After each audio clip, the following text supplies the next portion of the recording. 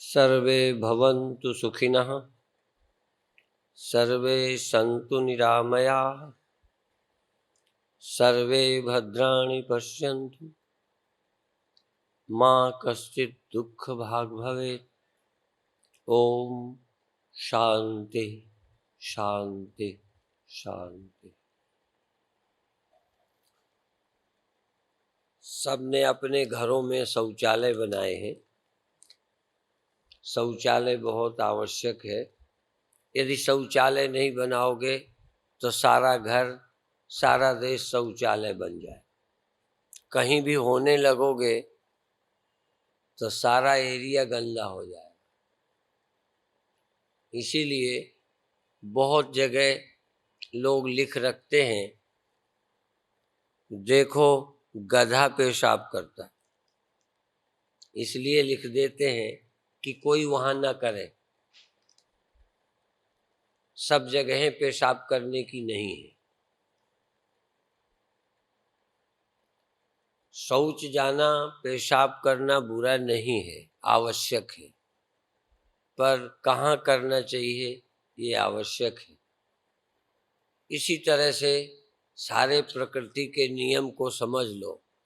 हमारे यहाँ ये तक कहा है कहाँ मरना, कैसे मरना। शरीर छोड़ना है, कहाँ छोड़ें, क्या स्मरण करते शरीर को छोड़ें। जो करना है उसकी विधि है, ऐसे करना। यदि गुरुद्वारे में जाना तो सिर ढक के जाना। गुरुद्वारे में भी जाना तो भी नियम है। प्रसाद लेना तो कैसे, एक जगह मैंने एक हाथ ऐसे कर दिया तो प्रसाद देने वाले का दोनों हाथ, मैंने दोनों हाथ। एक जगह में मस्जिद में गया तो पलथी लगा के बैठ गया। गुरुद्वारों में रागी जत्थे सभी लोग पलथी लगा के ऐसे बैठते। मैं एक मस्जिद में ऐसे गया तो वो कहता है वैसे बैठो, वज्रासन में ऊंट की तरह ना, पैर पीछे मोड़कर। फिर मैं वहां वैसे बैठ गया। काम बुरा नहीं है, विवाह आवश्यक है, इतना ही तो धर्म ने कहा है। भोजन करना है भगवान का प्रसाद, भूखों नहीं मरना, पर भगवान को निवेदित करके प्रसाद छकना।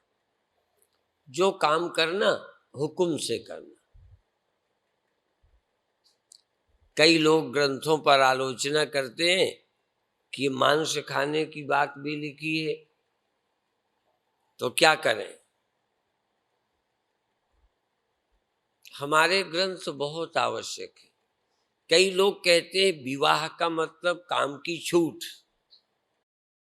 विवाह का मतलब काम की पूर्ति की छूट, पर इसका दूसरा अर्थ है। वकील ज्यादा समझते हैं, इसकी बड़ी दलीलें हैं। विवाह का मतलब ये है कि स्वेच्छाचारिता पर नियंकुश, अंकुश, नियंत्रण। विवाह का मतलब ही हुआ। नांदी में बैल को चारा देने का मतलब है खेत नहीं खाना। बांधकर चारा देने का मतलब ही ये है। कुछ लोग कहेंगे चारा डाल रहे हैं, पर वो बाहर खाने को रोक भी रहे। विवाह का अर्थ ही इतना है, नहीं तो विवाह जैसी बेवकूफी की कोई बात नहीं। विवाह का मतलब है यहां आपका संबंध है पति पत्नी का, बस। शायद ये ध्यान जाता नहीं है कि विवाह का अर्थ है काम में प्रतिबंध, अंकुश, और ये आदेश कि विवाह करो, इसका मतलब विवाह के बिना इस रास्ते पर न चलो, बस। इसका नाम है धर्म। और दुनिया में कोई भी धर्म है कुछ न कुछ नियम है, और धर्म की शिथिलता समाज को नष्ट करती है। धर्म को नष्ट करने वाले ये प्रचार माध्यम है। इंद्रियां सहज ही सांसारिक हैं, नहीं तो धर्म की आवश्यकता ही नहीं थी। धर्म इसलिए ही आवश्यक है कि इंद्रियों पर कुछ अंकुश लग जाए। अंकुश भी आप जानते हो, अंकुश तो जानते होगे ना, किसके लिए होता है? हाथी के लिए। हाथी जिससे नियंत्रित किया जाता है उसका नाम अंकुश, और घोड़ा जिससे नियंत्रित किया जाता है उसका क्या नाम है? लगाम। ऊंट जिससे नियंत्रित किया जाता है उसका नाम नकेल, नाक में होती है। और बैल जिससे नियंत्रित किया जाता है उसका नाम है नाथ, नथ। आदमी जिससे नियंत्रित किया जाता है उसका नाम है धर्म। जिसके नकेल नहीं, जिसके अंकुश नहीं, जिसके नथ नहीं, जिसको लगाम नहीं, वो बेलगाम का घोड़ा, बिना नाथ का बैल, बिना नकेल का ऊंट, और बिना अंकुश का हाथी। और आज समाज धर्म रहित हो रहा है। धर्म सबको बुरा लगता है, धर्म अच्छा नहीं लगता। रोक किसी को अच्छी नहीं लगती। कभी कभी यदि जानवर बड़े मैदान पर भी छुट्टा चर ले तो 2-4 दिन के बाद वो घास खाने लायक भी नहीं रहती, उसी में गोबर, उसी में पेशाब करते हैं। उसको हम लोग यूपी में रखेल बोलते हैं, जिसमें चारे को सुरक्षित रखते हैं, घास को चरने से रोकते हैं रखेल। पर थोड़े दिन जानवर उसमें फिर जाएं, गोबर कर दें, पेशाब कर दें, तो पूरी घास खराब हो जाती। जानवर के हित में भी है कि सारी घास खराब न करे, जानवर के भले में है। जिनके जानवर हैं वो जानते हैं। अब तो साधन सब बदल गए। हम उन दिनों जानवरों के पास रहे हैं जब ट्यूबवेल नहीं थे, नल नहीं थे, तालाब में पानी पीते थे। 99% जानवर जब पानी पीता है तो पेशाब करता है। ये संत जानते होंगे, ये यूपी के हैं। पानी भी पीता जाता है, पेशाब भी करता जाता है। जो पीता है उसी में पेशाब करता है। जानवर को इतनी अकल नहीं, करता है। अब तो पानी अलग है इसलिए दिक्कत नहीं है। तो मनुष्य अपने ही उपयोगी वस्तुओं को खराब करता है।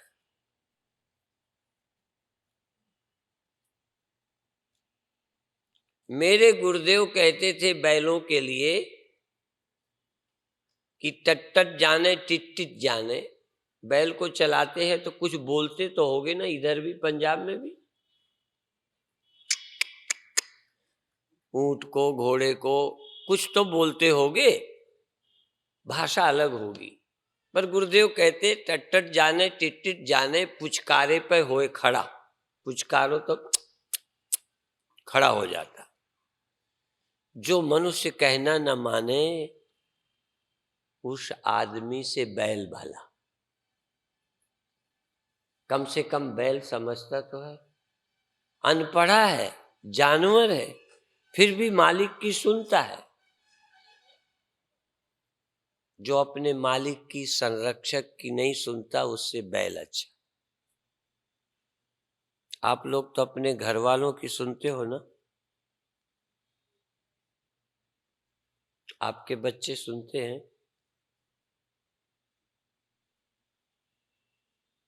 इसीलिए विदेशों में लड़के नहीं पालते, कुत्ता पालते हैं। ये अमेरिकन है, इनसे पूछना। हर घर में कुत्ता है, इसलिए कि कुत्ता कम से कम अपने मालिक की बेइज्जती नहीं करता। प्यार करता है, पूछ हिलाता है, उसके इशारे पर बैठता है, आ जाता है, चल चल चल, पपी चल जाए, डॉगी डॉगी डॉगी डॉगी। अब कोई लड़का डॉगी जैसा नहीं है, इसलिए विदेश लड़के से उपराम हो गया। अपनी जायदाद बिल्लियों के नाम वसीयत करता है, कुत्तों के नाम जमीन जायदाद वसीयत कर जाता है, लड़कों को देने की हिम्मत नहीं करता। क्योंकि लड़के ही जब अपने बाप को बाप नहीं समझते तो बाप कैसे लड़कों को लड़का समझे। यह संकट धीरे धीरे भारत में आ रहा है, लगभग 1/4 आ गया है। यदि 50 साल जिंदा रहे तो देख लोगे। भले वह संकट तुम्हें नजर नहीं आता, पर जिनकी दूरदृष्टि है, जिनको भविष्य दिखता है, हम ज्योतिषी नहीं है पर भविष्य में दिखता है। हमें पामिस्ट्री नहीं आती, ज्योतिष नहीं आता, पर भगवान ने जो हमको अकल दी है उससे लगता है आदमी कहाँ जा रहा है, कहाँ पहुंचेगा।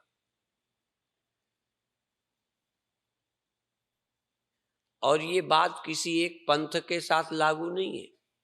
ठीक है कि जो अभी नए संप्रदाय हैं, थोड़ी कट्टरता है, उनमें लगता है अभी बिखराव कम आया है, भटकाव कम आया है। पर जैसे डायबिटीज शरीर को घुन की तरह खा जाती है, लकड़ी दिखती रहती है पर लकड़ी में जान नहीं रहती, इसी तरह डायबिटीज ने मनुष्य को खा लिया है। इसी तरह अधर्म ने, नास्तिकता ने मनुष्य को खत्म कर दिया। सिर्फ नजर आता है मनुष्य, है नहीं। अखबार पढ़ा करो, पता चल जाएगा कि आदमी कितने रह गए। अखबार रंगे हैं, सारे रिश्ते संबंध खराब हो गए। वह पवित्रता नहीं है, वह संबंध नहीं है। और ये किसी एक धर्म की बात नहीं है। इस्लाम बहुत कट्टर लगता है, लेकिन भारत के लिए, किसी अन्य मजहब के लिए, लेकिन इस्लाम भी भीतर से खोखला है। कोई इस्लाम धर्म का पालन नहीं करता। नमाज पढ़ते नजर आते हैं, हो सकता है यदि 7 बार का रिवाज होता तो 2 बार और बढ़ा देते, क्योंकि वो नमाज दिखाई पड़ती है इसलिए उसमें कट्टर है, 5 बार पढ़ता है, इधर को मुंह के करता है। पर जो नहीं करना वो सब तरफ को मुंह के करता है, फिर वहां कोई मुंह नहीं देखता किधर को करना है। इसी तरह हिंदू की पंडिताई, हिंदू की पवित्रता, वर्णाश्रम सब नष्ट हो गए। जब गुरु गोविंद सिंह जी महाराज ने जातिवाद कम करके राष्ट्र का हित चाहा था, तब पंडितों ने विरोध किया था, उन्हें अच्छा नहीं लगा था। पर आज कोई पंडित नहीं है अपने धर्म का पालन नहीं करता, और पालन भी करते हैं तो नहा लेने वाला, चौके में खा लेने वाला जो पालन कर रहे हैं, जो नहीं कर रहे वो तो होटलों वाले हैं, मांस वाले हैं, शराब वाले हैं, पंडित। पर जो पालन भी कर रहे हैं, बस वो ऊपर वाला पालन करते हैं, भीतर वाला पालन नहीं करते। आप लोग बधाई के पात्र होगे यदि परमात्मा का सुमिरन करोगे। हम परमात्मा के भी मंदिर बनाते हैं, बुरा नहीं, पूजा भी करते हैं, और लाखों लोगों से अच्छे भी हैं, कम से कम मंदिर जाते हैं, कुछ विश्वास करते हैं, नरक स्वर्ग मानते हैं। पर फिर भी परमात्मा का स्मरण, परमात्मा का विश्वास,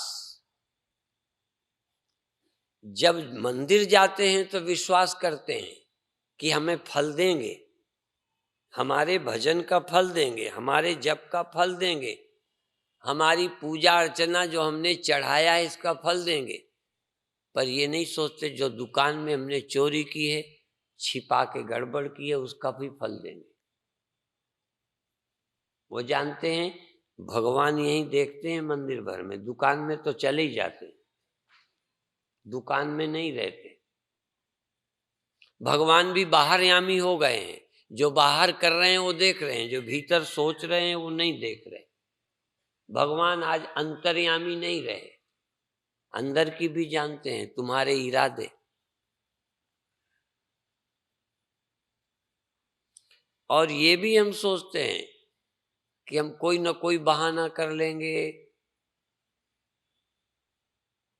जिस दिन हम धर्म का पालन करेंगे, जिस दिन हम परमात्मा पर विश्वास करेंगे, परमात्मा हमें मुक्ति देने वाला है, फल देने वाला है, हमें सुख देने वाला है, सुख देने वाला राम, फल देने वाला परमात्मा, अंतर्यामी मालिक, क्या नहीं दे सकता, क्या नहीं कर सकता, और जिससे कुछ छिपा नहीं है। एक छोटा लड़का तुम्हें देख ले, तुम उसी के 2 थप्पड़ लगा दोगे, चुप हो जाएगा। पर भगवान ने देख लिया तुम्हारी गड़बड़, क्या करोगे? गोली से मार दोगे भगवान को? तुम्हारी गोली से मरना भी नहीं, वो तो भीतर बैठा है, कैसे मारोगे? यदि भगवान आदमी होता तो उसे भी लोगों ने मार दिया होता। आश्रमों में आग लगा देते हैं, संतों को गोली मार देते हैं, तमाम महंत मार दिए जाते जायदाद के लिए। भगवान भी अभी तक मार दिया गया होता, पर गड़बड़ ये है कि वो दिखाई नहीं देता, मारोगे क्या? यदि दिखाई देता होता तो अभी तक भगवान को बदमाशों ने मार दिया होता, कि इसी के कारण गड़बड़ी चलती है, यही कर्मों के फल देता है, सबसे पहले इसी को खत्म करो। बहुत जगह हथियार लेके नहीं जाने देते, जज फैसला करते ही पीछे चला जाता है, बैठा नहीं रहता, क्योंकि नहीं गोली मारेगा, चिटक के 2-4 तो जमा ही सकता है। और कई ऐसे होते हैं 2-4 जमा दे तो बेड़ा घर का ही हो जाए, जज का काम बन जाए, जज भी फैसला देकर बच जाए। आजकल तो जो चुनाव जीत जाते हैं विरोधी उसे मरवा देते। भगवान भी हमारे यदि खिलाफ पड़ जाए तो उसे भी हम न बख्शते, पर एक ही बात है कि भगवान तुमको दिखते ही नहीं, और जिनको दिखता है वो स्वयं अच्छे हो जाते हैं, भगवान के विरोधी नहीं रहते। या तो भगवान मिलता नहीं, तुम करोगे क्या उसका? मिलता नहीं है। कई लोग अपहरण करते हैं और कहते हैं फला जगह इतने लाख इतने करोड़ दे जाओ। भगवान से भी लोग कहते कि वहां आ जाओ, नहीं तो फिर देख लेना। पर आज तक भगवान को कोई ढूंढ नहीं सका और भगवान मिलता नहीं, और भगवान तक किसी की पहुंच नहीं, काल की भी गति नहीं, काल भी वहां नहीं जाता, जा ही नहीं सकता। ऐसा नहीं कि काल रहम करता है, काल बहुत बदमाश है, किसी पे रहम नहीं करता, पर काल वहां जा ही नहीं सकता। काल की गति नहीं, काल की गति जगत में है, परमात्मा में, अकाल पुरुष में काल की गति नहीं।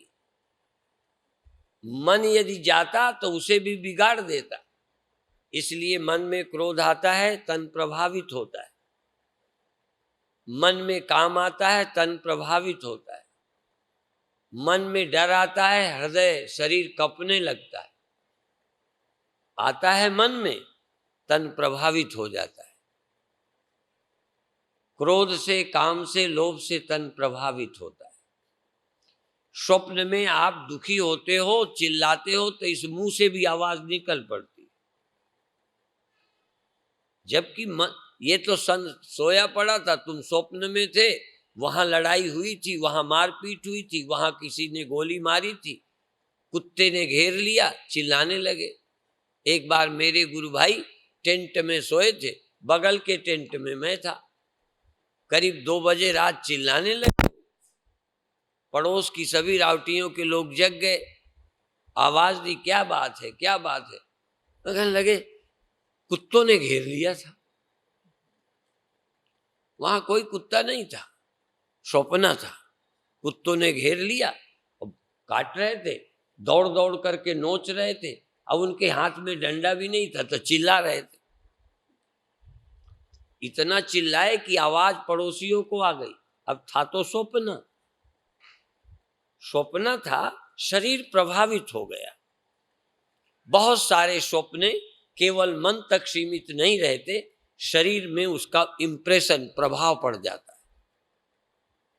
डर मन का, हृदय कपने लगता है, और एक बार डर जाए तो काफी देर में ठीक होता है। अमृतसर की घटना है, दूर की नहीं है। मैंने एक मकान का शिलान्यास किया था, फिर मकान बन भी गया। हर वर्ष चले जाते थे उनके घर। वो बड़ी प्रसन्नता से कहती थी कि आप मकान मालिक हो, हमसे किराया ले जाया करो। मकान मालिक किराया लेते हैं, वो कहते थे हम किराएदार हैं, तो आप हर साल दर्शन दो, साल भर का किराया ले जाया करो। विनोद के साथ साथ सच्चाई भी थी। हम लोग प्रेम से जाते। उग्रवाद का समय था, जैसे अभी सत्यानंद हैं थोड़े तो दुबले हो रहे हैं, ऐसे ही तगड़े तगड़े 4-5 मेरे चेले थे। थोड़े बाल भी थे, स्वामी अनुभूतानंद की तरह और विश्वात्मानंद की तरह, और कुछ उम्र में भी। उन्हीं के दरवाजे गए, हमने फाटक खटखटाया, बाहर वाला।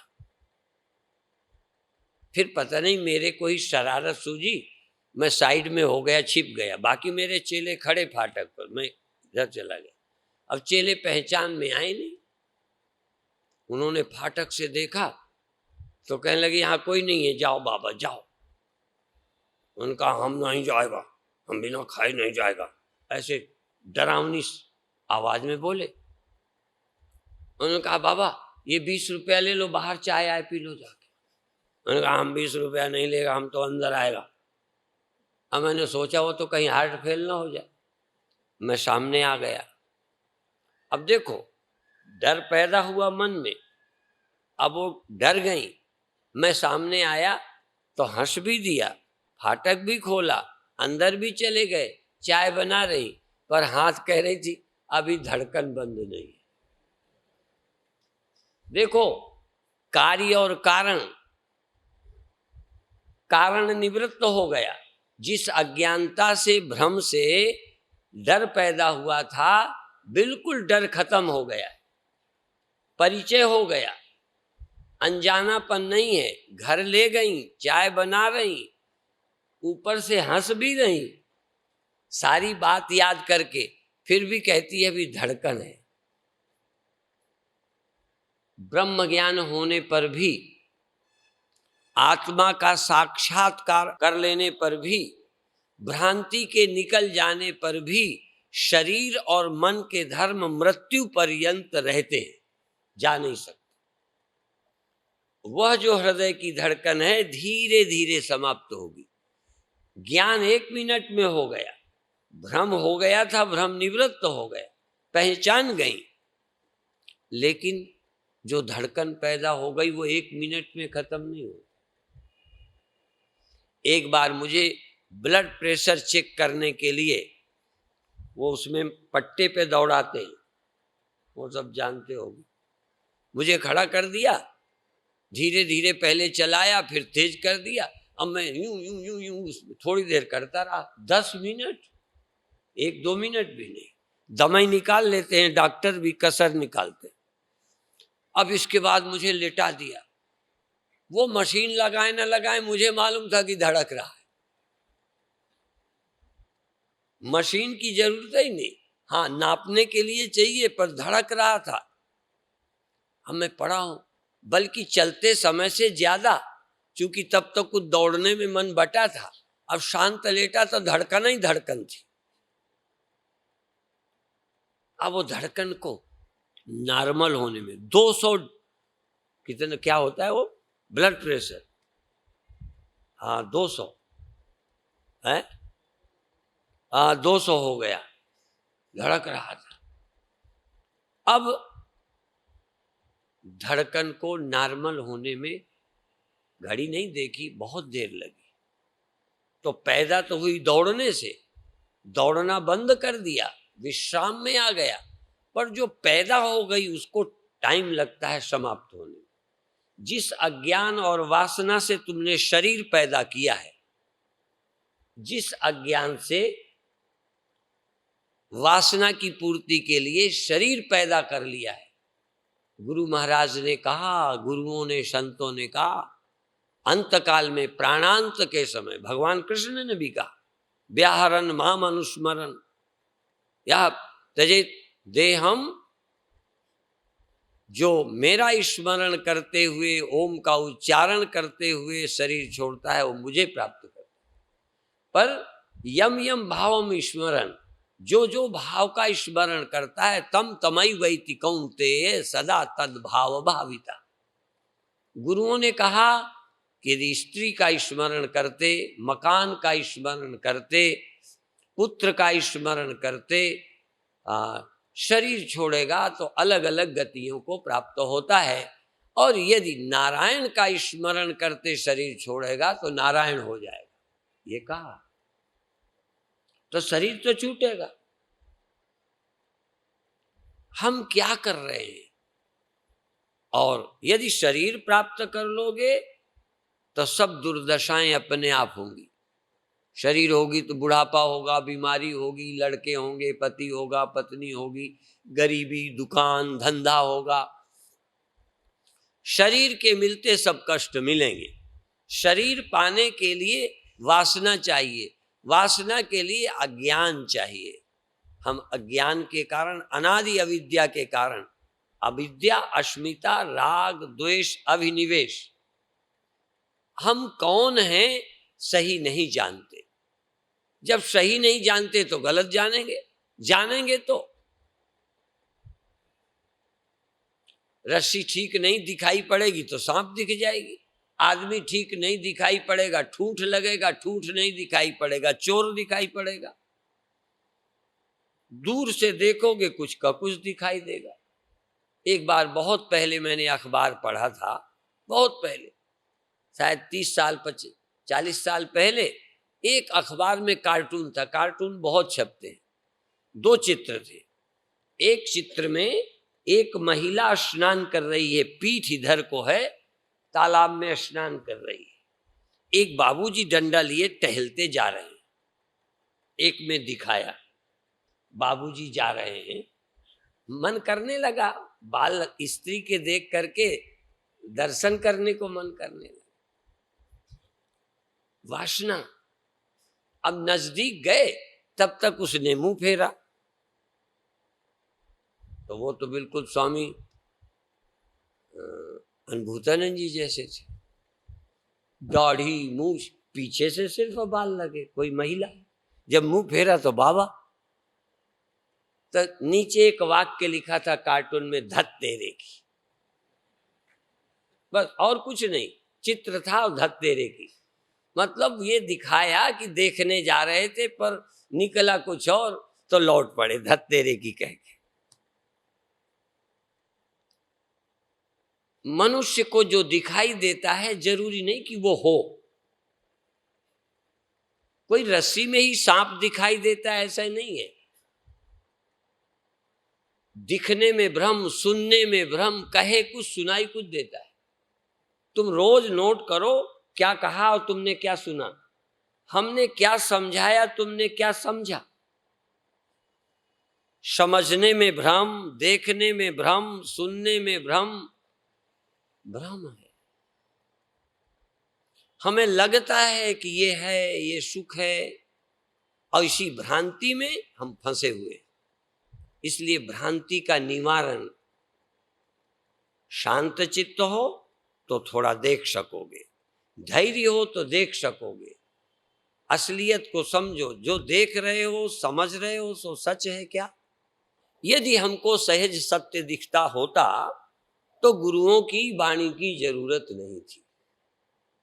वाणी की इसलिए जरूरत है कि वो कहते हैं वैसा जरा सोचो, देखो वो क्या कह रहे हैं, तुम्हें क्या लग रहा। बहुत बार घरों में भ्रम होता है, ये हमसे जलते हैं, ये हमारे पीछे पड़े हैं, ये हमारे विरोधी हैं। होंगे, ऐसा नहीं कहता कि कोई तुम्हारा विरोधी नहीं, पर बहुत बार तुमको लगता है, वो होता नहीं है। और कभी कभी दूसरे को पता नहीं हो तब भी तुमको लगता है जैसे इन्हें पता चल गया होगा। एक बार एक कथा है, बहुत छोटी सी है, समझ में आएगी। एक राजा, अब राजा हो महाराजा हो, मन तो मन है। शौच होने गए, पहले घरों पे थोड़ी होता, बाहर गए, बेरी का पेड़ था, उसके नीचे शौच हो रहे थे, अब बेर पड़ा था, अच्छा सा था, उनका मन नहीं माना, खा लिया। अब खा लिया, इधर उधर देखें, किसी ने देखा तो नहीं है। जो भी गलत करता है वो देखता है। अब उन्हें लगा किसी ने देखा तो नहीं, लगा तो ऐसे ही। पर एक दिन वैश्या नाचने आई, तो नाचती नाचते में बोलती रहती है, कुछ गाने गाती है, और गाना गावे तो गाने की एक लाइन वो बार बार रिपीट करे, कह दूंगी राजन उस दिन की बतियां। अब ना वैश्या को कुछ पता, पर राजा की अपनी गलती थी। जहां बोला कह दूंगी राजन उस दिन की बतियां, उसने 10 का नोट निकाल लिया। राजा को लगा कि कह न देवे, एक तरह से मुंह बंद करने के लिए, जैसे कुत्ते को रोटी डालते हैं, तो उसने तो इसलिए रुपया दिया कि ये ना कहे। पर वैश्या को ये लगा कि ये गाना इसे बहुत पसंद है, तो बार बार वो गाने को फिर दोहराए, तो 100 का नोट दे दिया। अब फिर गाना दोहराया तो 500 का दे दिया। फिर देखा वो बार बार और लाइनें गा के फिर वही संपुट लगा दे, कह दूंगी राजन उस दिन की बतियां। तब फिर रहा नहीं गया, कह दे, जो कहना है कह दे। टट्टी होते में बेरा ही तो खाया था, और क्या किया था, किसी को मालूम नहीं था, पर कह डाला। मनुष्य को बहुत भ्रम होते हैं। तुम स्वयं किसी को बुरा मान लेते हो और उस तरह की धारणा बना लेते हो, किसी में सुख की बना लेते हो, किसी में पापी की बना लेते हो, किसी में महानता की बना लेते हो, धारणा बना लेते हो। और तो अपने विषय में भी धारणा बना लेते हो कि हम ऐसे हैं, हम बुरे हैं। ये इन्फीरियरिटी भी कॉम्प्लेक्स है, अच्छा नहीं है। अपने को बहुत रद्दी मानना, बुरा मानना भी कॉम्प्लेक्स है, ये दुखी करता है, डिप्रेशन में ला देता है। और सुपीरियरिटी, हमारे जैसा कोई नहीं, हम बड़े दानी हैं, हम फलाने महान हैं, अच्छा है, अच्छा करना अच्छा है, पर अच्छा करके अच्छे मान लेना बहुत बुरा है। इसलिए भलाई कर कुएं में फेंक, भलाई को लाद मत, गधा मत बन। जब तू अच्छे काम करके अंदर सुपीरियर महसूस करता है तो तू औरों को आदमी नहीं समझता। इसलिए अच्छे सबसे ज्यादा खतरनाक है। अच्छे लोग पड़ोसी को जीने नहीं देते। जो बीड़ी नहीं पीते ना, वो बीड़ी पीने वालों के पीछे पड़े। जो शराब नहीं पीते, ये पीता है, ये ऐसे। जो मंदिर जाते हैं, मंदिर न जाने वाले चाहे अच्छे हों तुमसे, और उनके पीछे ये बड़ा नास्तिक। हम दूसरे की बेइज्जती करते रहते हैं। दूसरे की बेइज्जती क्यों करते हो? यदि तुम बुरे होते तो बेइज्जती चाहते? झूठ नहीं बोलना। यदि वही गलती तुम करते होते, या जो गलती तुम करते हो उसके बदले बेइज्जती चाहते हो तो फिर दूसरे की क्यों करते हो? मान लो उसका प्रारब्ध है, जैसा है ठीक है। जब परमात्मा कृपा करेंगे तब परिवर्तन होगा। अभी अभी चर्चा की थी सूचना मंत्री ने, भगवान वाल्मीकि आदि कवि। आदि कवि इसलिए बोलते हैं उसके पहले कोई कवि नहीं था, आदि कवि है और महाकरुणावान है। उनकी अंतःकरण से कविता निकली। केवल एक कौच पक्षी मैथुन कर रहे थे, किसी ने मार दिया, एक मर गया। तो जो मर गया तड़प तड़प के खून कच्चर वो, और जो उसके वियोग में दूसरा पक्षी तड़प रहा। इस दुख और करुणा में कविता निकल पड़ी। कभी लोग कहते हैं कि कभी न कभी चित्त में कोई गहरा दुख सुख अनुभव हुआ होगा, कवि बन गए। प्रेमी कवि बन जाते हैं, लेखक बन जाते हैं, दुखी पीड़ित चिंतक बन जाते हैं, संत बन जाते हैं, शक्तियां जागृत हो जाती है। आप भी जब प्रबल पीड़ा से युक्त होंगे, मोक्ष की इच्छा भी ऐसे नहीं होती। भगवान श्री कृष्ण ने कहा यदि मुक्ति चाहे, जन्म मृत्यु जरा व्याधि दुख दोषानुदर्शनम। हम तो ख्याल ही नहीं करते, दुख की याद ही नहीं करते। बुढ़ापे की, मौत की याद करो, क्या तुम्हारे साथ जाएगा तो जोड़ने की वृत्ति खत्म हो जाएगी।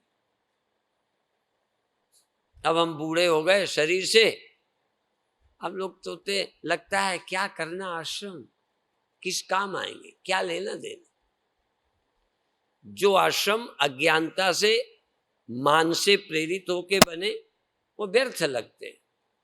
जो लोगों के हित वाले हैं ठीक है, पर बहुत बहुत संस्थाएं, बहुत चीजों का निर्माण मान के लिए होता है। यदि मान के लिए नहीं होता तो उसमें तुम बनोगे ही नहीं। कहीं ना कहीं मनुष्य अपने अहंकार की तृप्ति के लिए काम करता है।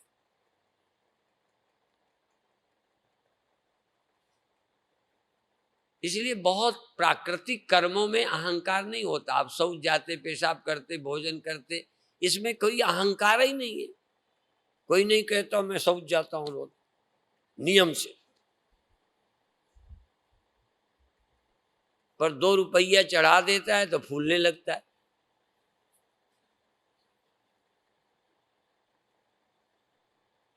अहंकार सहज कर्मों में नहीं होता, असहज कर्मों में। लोग दूध पीते हैं, तुम दूध नहीं पीते। लोग शादी करते हैं, तुमने शादी नहीं की। अब हो गया अहंकार। जब तुमने कोई कठिनाई की, जबरदस्ती की, मन को रोका, तो आपके अंदर अहंकार पनपा। सहज जियोगे अहंकार होगा ही नहीं। भगवान श्री कृष्ण ने कहा सहजम कर्म कौन्तेय सदोषमपि न त्यजेत। जो प्राकृतिक कर्म है, सहज कर्म है, नेचुरल है, उसमें तुम कर्ता क्यों बनते हो? तुम्हारा कर्म ही नहीं।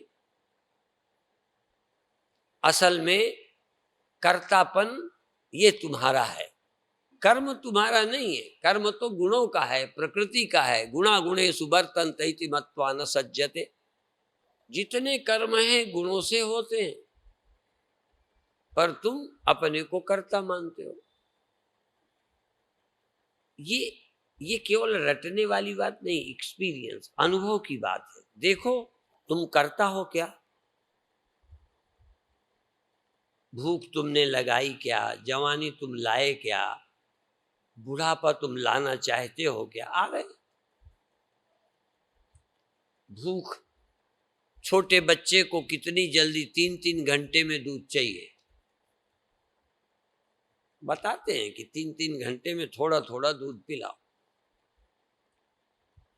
तो प्रकृति कामा वाले व्यक्ति को भी नाक से दे देते हैं, वो नहीं है, यदि नहीं तो मर जाएगा, शरीर छूट जाएगा। ये जो कुछ है प्राकृतिक है, तुम इसमें कर्ता मत बनो, हों में छोड़ दो। और जो तुम्हारी हों में देह के साथ है, इंद्रियों के साथ है, बुद्धि के साथ है, इस हों में का त्याग करके ब्रह्म, लोग कहते हैं ब्रह्म अहंकार है, मैं ब्रह्म हूं, अहंकार है नहीं, मैं देह हूं, अहंकार है, मैं करता हूं, ये अहंकार है। ब्रह्म तो तुम्हारा स्व है, तुम अकर्ता हो, तुम मुक्त हो, अलेप हो, पर ये मालूम नहीं पड़ता। इसलिए ब्रह्म ज्ञान अहंकार नहीं है। पर आम दुनिया को यही बताया जाता है कि जो मैं ब्रह्म हूं कहते हैं अहंकारी है। पर जो कुछ बोलो जानकर, एक व्यक्ति ने मुझे प्रश्न भी दिया है छोटा सा, क्या साधना पथ पर चलते हुए भी हमें ये मानकर चलना चाहिए कि मैं ब्रह्म हूं? एक साधक को, सत्संगी को मैं ब्रह्म हूं ये मानना चाहिए।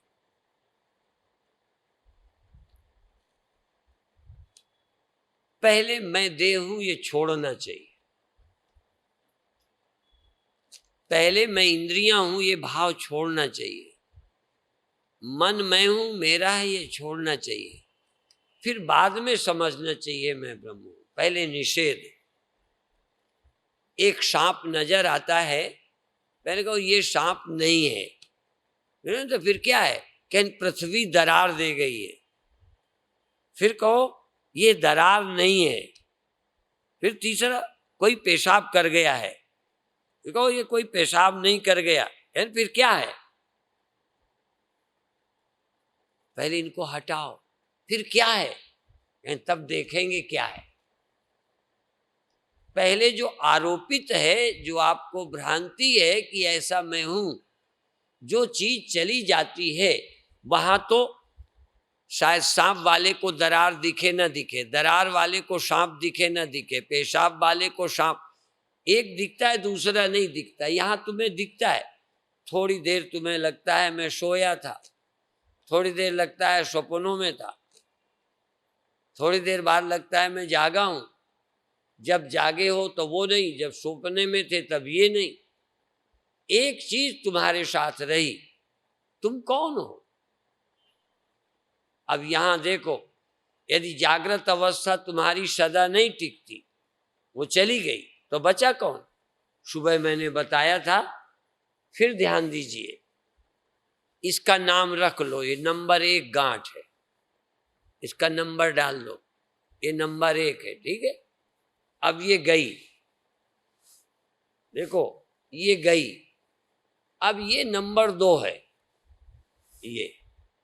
ये नंबर 2 गांठ। अब ये नंबर 2 भी गई, अब नंबर 3 है। अब बस यही बार बार रिपीट होगी, ये 3 ही लगती हैं, चौथी लगती नहीं। एक आई और ये एक जगह पर, एक जगह पर, उसी स्थान पर दूसरी नहीं लग सकती। मैं एक कपड़े को नहीं कहता, एक कपड़े में एक समय पर बहुत गांठें हो सकती हैं, जरा ध्यान रखना।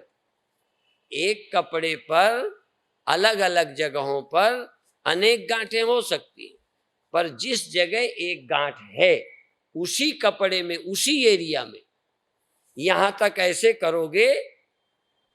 हाँ, मैं बहुत दिमाग लगाता हूं, वकालत करता रहता हूं, तब भी इस गांठ का एरिया अलग है, इस गांठ का अलग है।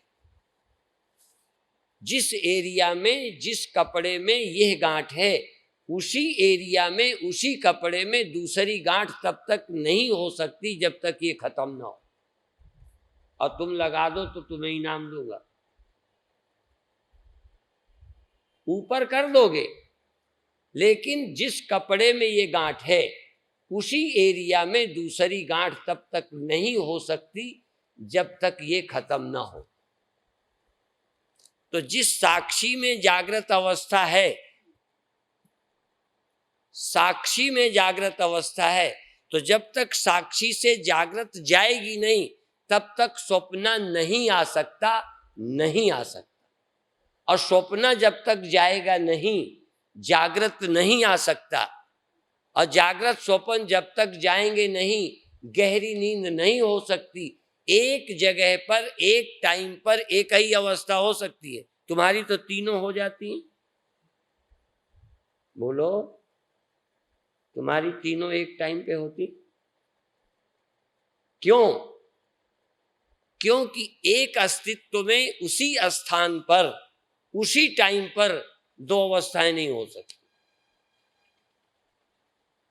पर जो जिस पर गांठ बनती है वो पहली के समय भी वही था, दूसरे के समय भी वही है और तीसरे समय पर भी वही है। एक ही है जो चेंज नहीं हुआ, जिसने तीनों का गवाही है, इसलिए उसका नाम है विटनेस, साक्षी। नींद किसने जानी? तुम्हारी नींद को तुम्हारे बाप ने जानी? तुम्हारे स्वप्न को तुम्हारे गुरुदेव ने देखा?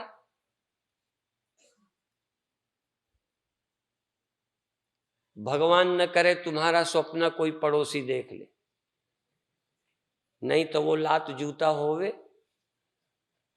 इतने गंदी गंदी कल्पनाएं। यदि तुम्हारे मन का कोई साक्षी और हो जाए तो फिर हमारी सदुवई का पता चल जाए। वो तो भगवान ने अच्छा किया है कि चाहे अपन नकली रहें चाहे असली, तुम्हें पता ही नहीं। चाहे तुम बिना ज्ञान के बोले जाओ ब्रह्म हूं, कोई पकड़ने वाला नहीं। बोले जाओ जो बोले जाओ, कोई अंदर पता। तुम सचमुच ज्ञानी हो कि बातें रट के बोलते हो, कौन बताए? तुम जब कहते हो मैं ब्रह्म हूं, तुम्हें पता भी है या नहीं? हाँ, इसलिए अपने अंतःकरण का साक्षी मैं हूं, अपने अंतःकरण के साक्षी आप। इसलिए साक्षी बहुत हैं, जरा ध्यान रखना, पहले समझ लेना। अच्छा देखो, ये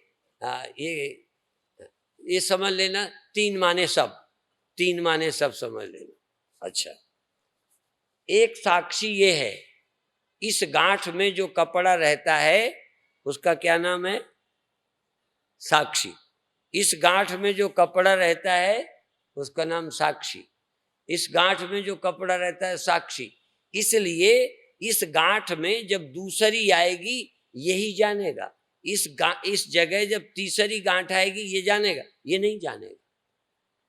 मेरे सपने को तुम नहीं जानोगे, जबकि कपड़ा वही वहां है, कपड़ा वही यहां है, पर इस गांठ का साक्षी इस एरिया का कपड़ा है, इस गांठ का साक्षी इस एरिया का कपड़ा है।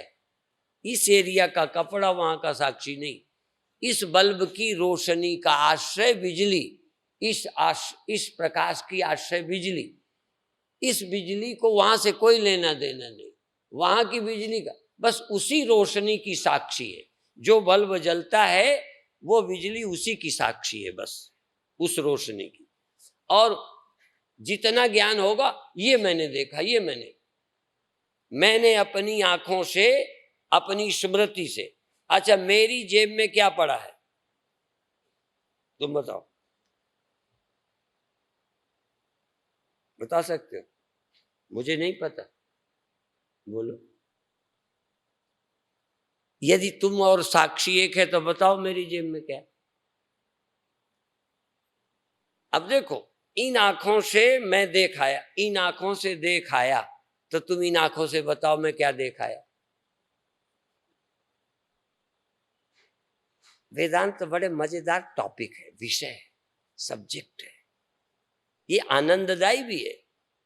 इसको पढ़ने लग जाओ तो लगता है ये तो बड़ा साइंस है। ये कल्पना नहीं है।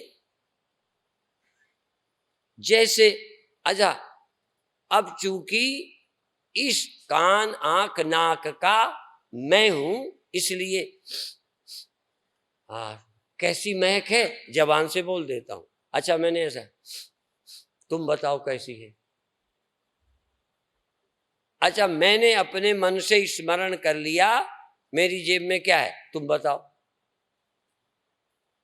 इसलिए मन ग्रंथि है और मन ग्रंथि साक्षी के आश्रित है। मन रूपी गांठ साक्षी के आश्रित है। उस साक्षी से वही मन जाना जाएगा, उसका जगना, उसका स्मरण, उसमें कल्पना। तुम्हारे मन में कोई क्रोध आ गया, ईर्ष्या आ गई, काम आ गया, तो तुम्हारे मन के विकार को मैं जान जाऊंगा?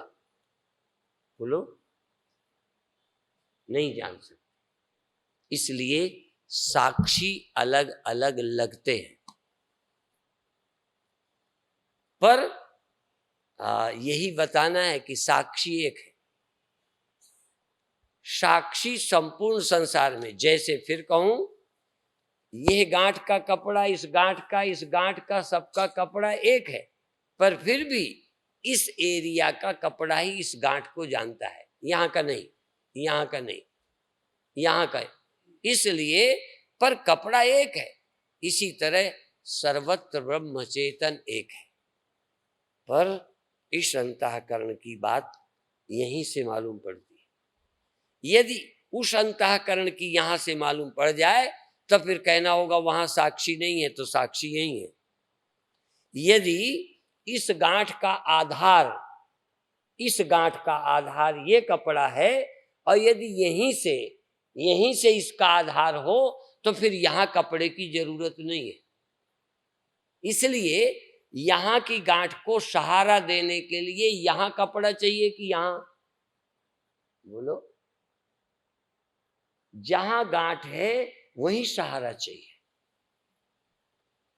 वहां के मन के लिए वहां चेतन होना चाहिए, यहां के मन के लिए यहां चेतन होना चाहिए, सब जगह चेतन होना चाहिए। नहीं वहां का मन यहां के सहारे रहता है क्या? वहां के मन का साक्षी यहां रहता है क्या? नहीं, जहां मन है वही साक्षी है। जहां गांठ है वही कपड़ा है, जहां गांठ है वही कपड़ा है, यहां वहां का सवाल ही नहीं। इसलिए सबके शरीरों में, मनों में तो ही संग समाई। काहे रे सर्वनिवासी सदा अलेपा, पर कहते तो ही संग समाई है सब में, पर तेरे में तो ही संग समाई। वह सत्य, वह चैतन्य तुम्हारे में रहता है। उसको उपलब्ध करना, उसको ढूंढना, खोजना। जिन खोजा तिन पाइया, गहरे पानी बैठ। मैं बौरन खोजन गई, रही किनारे बैठ। रही संसार में बैठ, रही इंद्रियों में बैठ, रही मन में बैठ, खोजा ही नहीं। मन जहां फिरता रहा, और फिर और बताएं, मन फिरता है इंद्रियों में, इंद्रियां फिरती हैं विषयों में। कभी बिना इंद्रियों के मन पुराने संस्कारों में फिरता है, जानता है साक्षी, पर मैंने अपने को कभी साक्षी नहीं माना। जबकि मन कहीं गया, साक्षी मैं था, पर मैंने अपने को आदमी माना, साक्षी नहीं। अच्छा ये बताओ, तुम्हारा मन कहीं गया तो ये शरीर जानेगा या साक्षी जानेगा? तो तुमने जाना है या नहीं? तुमने, यदि तुमने जाना तो तुम साक्षी हो कि बैठे हो? और तुम अपने को क्या समझते हो? बैठे हैं। हम बराबर कहे जा रहे हैं कि बैठा है देह, तुम देह नहीं हो। जागृत में देह के दृष्टा हो, और स्वप्न में मन के साक्षी हो, ध्यान में मन के साक्षी हो। मन कहाँ गया, न आंखें देखें, न कान जाने, न पैरों को पता। तुम्हारा मन बाजार गया कि दुकान गया कि मंदिर गया, स्त्री में गया कि पैसे में गया, कहाँ तुम्हारा मन गया? जाना कि नहीं? तो जानने वाला आदमी है। मन को जानता है वो आदमी होता है। जो मन को जानता है वो आंखें हैं। मन को आंखों से देखते हो, बल्कि आंखें ही मन से देखी जाती हैं। ये आंखें मन को क्या देखेंगी? शरीर ही मन के द्वारा चलता है। ये शरीर मन को क्या जानेगा? और मन के स्वप्नों को, मन के दुख सुख को, मन के विकारों को कौन जानता है? क्या तुम मानते हो कि मैं मन का साक्षी हूं? मन को मैं जानता हूं, अंतर्यामी हूं, ये मानते हो? हाँ। मूल में भूल। जो सबसे पहले जानना चाहिए कि मैं शरीर नहीं हूं, मैं मन नहीं हूं, मैं इनका साक्षी हूं। और यदि तुम मन के साक्षी हो, मैं ध्यान वालों की बड़ी शिकायत करता रहता हूं। लोग कहते हैं महाराज हम तो बैठे रहते हैं, मन जाने कहां कहां फिरता है। तो हमने कहा तुम बैठे रहते हो, मन कहां फिरता है कौन जानता है? तुम तो बैठे हो यहां, मन गया वहां, जाना किसने? और यदि तुमने जाना तो ये आज से मत कहो कि हम बैठे रहते हैं। तुम ये कहो जहां जहां मन जाता है उसके साथ हम ही जानते रहते हैं। शब्द का ही नहीं, फीलिंग का परिवर्तन, सोच का परिवर्तन। तुम कभी ये सोचते ही नहीं हो कि मन गया, मैं बैठा नहीं हूं, मैं लेटा नहीं हूं, मैं औरत नहीं हूं, मैं मन गया, मैंने जाना। मुई सूरत बाद अहंकार, वो नाम हुआ जो देखनहार। देखने वाली आंखें नहीं, सुनने वाले कान नहीं, जानने वाला मन नहीं, तुम हो मन के भी जानने वाले। यो को देवः यो मन साक्षी। परमात्मा कौन है? जो मन को जानता है। और कहाँ? सबके मनों में रहता है। यहां रह के उस मन को नहीं जानता। नहीं तो मन यदि यहां रह के परमात्मा वहां की जानता, जैसा लोगों को भुलेखा और भ्रम है, तो परमात्मा व्यापक ही नहीं कहलाता। सूर्य वहां रहकर उजेला करता है, इसलिए मैं पूछूं सूर्य कहाँ है तो कहोगे ऊपर। यदि एक भगवान के अंदर, कृष्ण के अंदर रहकर सबको जानता, तो हम कहते वो है जानने वाले भगवान वहां। पर भगवान जानने वाले तुम्हारे भीतर। भगवान कहाँ रह के जानते? स्वामी परमानंद के अंदर रहकर सारे लोगों को जानते हैं? नहीं, माने यहां भगवान रहते हैं, यहां से सब कुछ जानते हैं। तुम्हारे अंदर भगवान नहीं रहते। तुम्हारे मन को मैं जानता हूं कि तुम्हारे मन को जानने वाला वहीं बैठा है। इसलिए भगवान कोई एक व्यक्ति नहीं है, एक मन नहीं है, एक मन में रहता नहीं है, सर्वत्र जानता है। मेरे गुरुदेव एक सूत्र बोलते थे, जो सब में रहकर, जिसमें ये सब है, जिसमें ये सब है, जो इन सब में है, जो सब में होकर सबको जानता है। मुझ में होकर सबको नहीं जानता, तुम में होकर मुझे नहीं जानता, उनमें होकर सबको नहीं जानता, ऊपर वाले में होकर सबको नहीं जानता, सब में होकर सबको जानता है।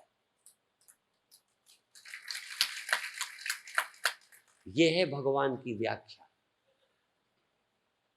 लोगों को भ्रम है कि स्वामी परमानंद के भीतर रहता है, भगवान कृष्ण में, वो वहां से सब कुछ जानते रहते, चौथे आसमान से सब कुछ जानते हैं, सातवें से जानते हैं, तुम्हारे वहीं से जानते हैं। यदि वहां से जानते हैं तो व्यापक नहीं हो सकते। व्यापक का मतलब है कि जहां की जानते हैं वहीं होकर जानते हैं, उन्हें वहां से जानने की जरूरत नहीं है। अब आप आंख बंद करो। 5 ज्ञानेंद्रियों के द्वारा 5 विषय, शब्द, स्पर्श, रूप, रस, गंध, और मन के द्वारा 5 ज्ञानेंद्रियों को और शरीर को जानते हो। और मन को तुम साक्षी होकर जानते हो, मन को। अब तुम 5 विषयों को न जानो, पांचों इंद्रियों को न जानो, शरीर को जानने की भी इच्छा छोड़ दो, सिर्फ एक सावधानी कि मैं मन को जानता रहूं।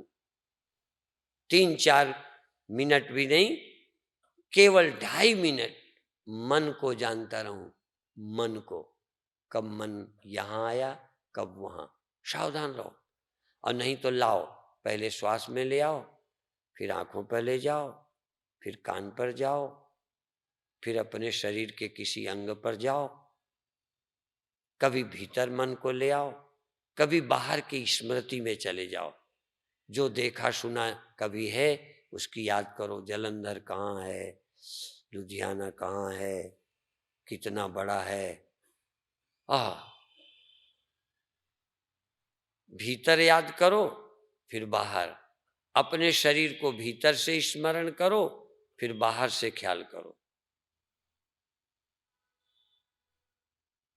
और अंत में मन कब भीतर है। सुनते हैं कौवे के एक आंख होती है, आंख दो होती, पुतली एक होती है। कभी वो इस आंख में ले जाता है, कभी उस आंख में। ऐसे ही आपके पास एक मन है। कौवे की पुतली एक है, तुम्हारे मन एक है। कभी भीतर, कभी बाहर, कभी आंख में, कभी कान में, कभी इधर, कभी उधर, कभी शून्य में, कभी संसार में। अब 1 मिनट वस्तु रहित शाम, संसार रहित आकाश। 1 मिनट अपनी मानस आंखों में आकाश को बसा लो। तुम्हारा मन आकाश में बस जाए। 1 सेकंड आकाश के सिवा कुछ नहीं। एक चीज, कभी कभी हमने जब प्रकाश हुआ तो पदार्थ देखे, प्रकाश और पदार्थ। कभी ध्यान में प्रकाश तो देखो, पदार्थ नहीं, केवल प्रकाश है, पदार्थ नहीं। ऐसे ही अभी हमने आकाश देखा, पर तारे, पेड़ पहाड़, बादल, ये सारा 1 सेकंड ऐसा देखो, आकाश तो है पर और कुछ नहीं है आकाश के सिवा, प्रकाश के सिवा कुछ नहीं है। इसी तरह से 1 मिनट सब कुछ देखो और 1 मिनट में मन के सिवा कुछ न देखो। सारा ध्यान मन में, मन को इंद्रियों में, इंद्रियों को संसार में नहीं। 1 मिनट को न संसार न इंद्रियां, केवल मन है, केवल मन। मन ही है सब कुछ, मन के सिवा कुछ है ही नहीं। मन ही आंख, मन ही मन, मन ही कल्पना और मन ही शून्य। मन बन जाता है, जैसे स्वप्न में मन ही सब बन जाता है। तो क्या है, मन ही है। इसलिए एक हम दोहा बोला करते हैं, मन माया प्रकृति जगत 4 नाम एक रूप। मन माया प्रकृति जगत 4 नाम है, एक ही है।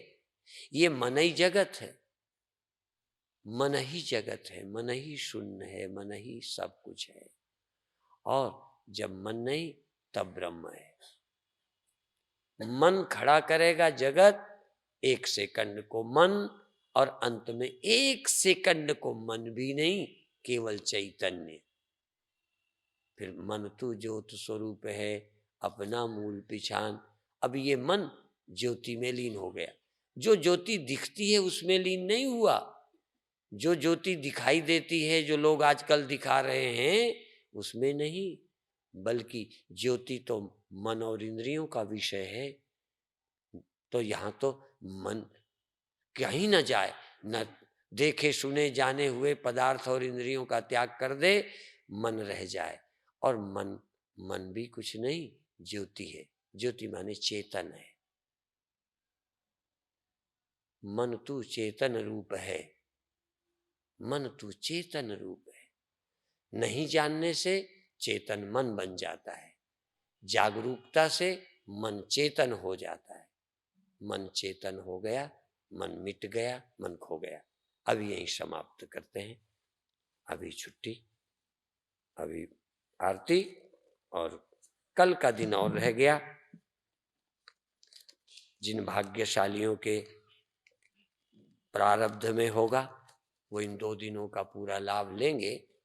पता नहीं कौन सा शब्द आपके जीवन को जगा दे, झकझोर दे, सत्य तक पहुंच जाओ।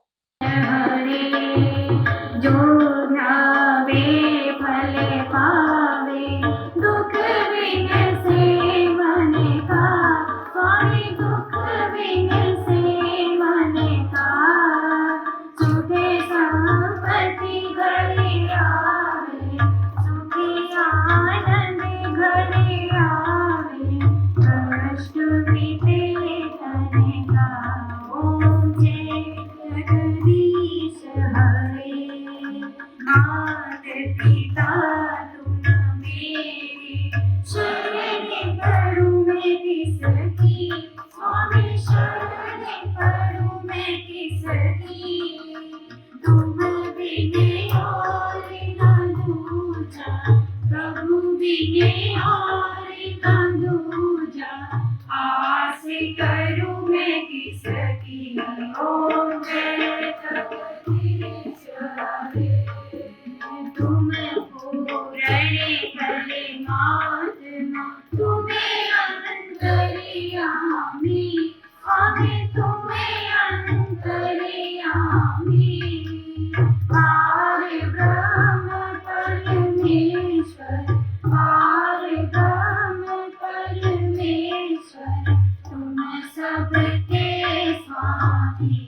ओम जय जगदीश हरे, तुम करुणा के सागर, तुम्हें पालन करता, स्वामी तुम्हें पालन करता, मैं मूर्ख कलगामी, मैं सेवक तुम स्वामी, कृपा करो भरताई। ओम जय जगदीश हरे, तुम हो एक अगोचर, सबके प्राणपति, स्वामी सबके प्राणपति, इस विध मिलो दयामय, इस विध मिलो वंशधारे, तुमको मैं कुमति है। ओम जय जगदीश हरे, दीन बंधु दुख हरता, ठाकुर तुम मेरे, स्वामी रक्षक तुम मेरे, अपने हाथ उठाओ, अपनी शरण लगाओ, भारी पड़ा मैं तेरे। ओम जय जगदीश हरे, विषय विकार मिटाओ, पापी हरो देवा, स्वामी कष्ट हरो देवा, श्रद्धा भक्ति बढ़ाओ, ये गए प्रेम जगाओ, संतन बड़ी सेवा। ओम जय जगदीश हरे, पार ब्रह्म की आरती, जो कोई मन गावे, स्वामी जो तेरे आवे, कहते सदानंद स्वामी, कहते हरि हरि स्वामी, मनवांछित फल पावे। ओम जय जगदीश हरे, अने मने धन सब है तेरा, स्वामी सब कुछ है तेरा, तेरा तुझको अर्पण, तेरा तुझको अर्पण, क्या लागे मेरा। ओम जय जगदीश हरे, जय जगदीश हरे, स्वामी जय दीनानाथ हरे, स्वामी जय जय राधे श्याम हरे, स्वामी जय जय सद्गुरुदेव हरे, भक्त जनों के संकट नाश